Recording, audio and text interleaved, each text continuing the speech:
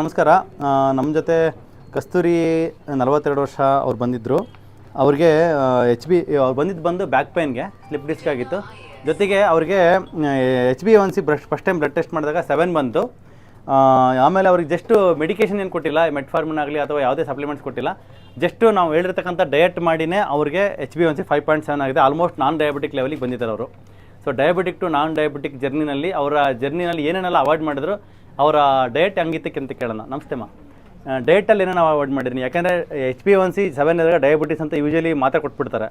So ನಾವು ಮಾತ್ರೆ ಕೊಡಲಿಲ್ಲ ನಿಮಗೆ, ಜಸ್ಟ್ ಡಯಟಲ್ಲೇ ಕಂಟ್ರೋಲ್ ಮಾಡ್ಕೊಂಡು ಅಂತ ಒಂದು ಇನ್ಸ್ಪೈರ್ ಮಾಡಿದ್ವಿ. ಮತ್ತು ಅದ್ರ ಬಗ್ಗೆ ನಾಲೆಡ್ಜು ಕೊಟ್ವಿ, ಏನೇನೆಲ್ಲ ತಿನ್ನಬೇಕು, ಏನೆಲ್ಲ ಅವಾಯ್ಡ್ ಮಾಡ್ಬೇಕಂತ. ಸೊ ನೀವು ಇವತ್ತು ಮತ್ತೆ ಬ್ಲಡ್ ಟೆಸ್ಟ್ ಮಾಡಿದ್ರೆ ಆಫ್ಟರ್ ಐ ಥಿಂಕ್ 1 ಮಂತಲ್ಲಲ್ವಾ, 1 ಮಂತ್ ಮೇಲೆ 10 ಡೇಸ್ ಆಗಿದೆ. 1 ಮಂತ್ 10 ಡೇಸಲ್ಲಿ ಇವತ್ತು 5.7 HbA1c ಆಗಿದೆ. ಸೊ ಏನೇನು ನೀವು ಹೇಳ್ತಕ್ಕಂಥ ಟಿಪ್ಸು ನಮ್ಮ ವೀಕ್ಷಕರಿಗೆ ಹೆಲ್ಪ್ ಆಗುತ್ತೆ ಅಂತ ನಿಮ್ಮ ಅನುಭವ ಕೇಳ್ತಾ ಇದ್ದೀನಿ. ಅಂದರೆ ಇವಾಗ ಬಿಟ್ಟಿದ್ದೀರಾ, ಮೈದಾ ಬಿಟ್ಟಿದ್ದೀರಾ? ಓಕೆ. ಕಾಫಿ ಬಂದರೂ ನಾನು 35 ವರ್ಷದಿಂದ ಕುಡಿತಾ ಇದ್ದೆ ಕಾಫಿ ಟೀ ಎಲ್ಲ. ಒಂದು 10 ಸತಿ ಆದರೂ ಕುಡಿಬೇಕು, ಕುಡಿಯೋದಿಲ್ಲ ನಾನು. ಕಂಪ್ಲೀಟ್ ಬಿಟ್ಟಿದ್ದೀರಿ ಇವಾಗ? Complete zero? ಬರೀ ಡಿಕಾಷನ್, ನೀವು ಹೇಳಿರೋ ಡಿಕಾಷನ್ ಮಾಡ್ಕೊಂಡು, ಅಂದರೆ ಕಷಾಯ ಮಾಡ್ಕೊಂಡು ಕುಡಿತೀನಿ ಅಷ್ಟೇ. Okay okay. ಆಮೇಲೆ ಈಗ ರಾತ್ರಿ ಹೊತ್ತು ಊಟ ಮಾಡಲ್ಲ. 2 ಮೊಟ್ಟೆನೂ ಶೇಂಗಾ ಬೀಜ ತಿಂತೀನಿ.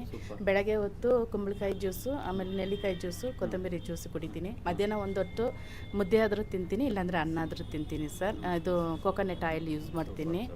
ಮಿಕ್ಕಿದು ಎಲ್ಲ ಪಥ್ಯ ಇದ್ದೀನಿ, ಯಾವುದು ತಿನ್ನೋದಿಲ್ಲ ಸರ್, ಎಲ್ಲ ಬಿಟ್ಬಿಟ್ಟಿದ್ದೀನಿ ನಾನು. ನಿಮ್ಗೆ HbA1c ಡಯಾಬಿಟಿಸ್ ಇರೋದು ನಾನ್ ಡಯಾಬಿಟಿಕ್ ಆಗಿದೆ ಇವತ್ತು, ಅದಕ್ಕೆ ನಿಮ್ಮ ಎಕ್ಸ್ಪೀರಿಯನ್ಸ್ ಹೆಂಗೆ ಅನಿಸ್ತದೆ? ಸರ್ ನನಗೆ ಅದು ಇತ್ತು ಅಂತ ನನಗೆ ಗೊತ್ತಿಲ್ಲ, ಇಲ್ಲಿ ಟೆಸ್ಟ್ ಮೇಲೆ ಗೊತ್ತಾಗಿತ್ತು. ಈಗಿಲ್ಲ ಅಂದರೆ ಸಂತೋಷನೇ ಸರ್.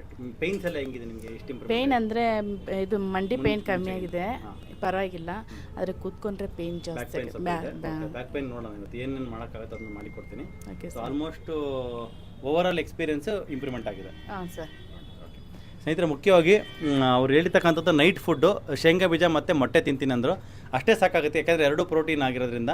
ಪ್ರೋಟೀನ್ ಆರ್ ಫ್ಯಾಟ್ ಎರಡೂ ಓಕೆ ನೈಟಲ್ಲಿ. ದಯವಿಟ್ಟು ನೈಟಲ್ಲಿ ಫುಡ್ ಕಂಟ್ರೋಲ್ ಮಾಡ್ಕೊಳ್ಳಿ.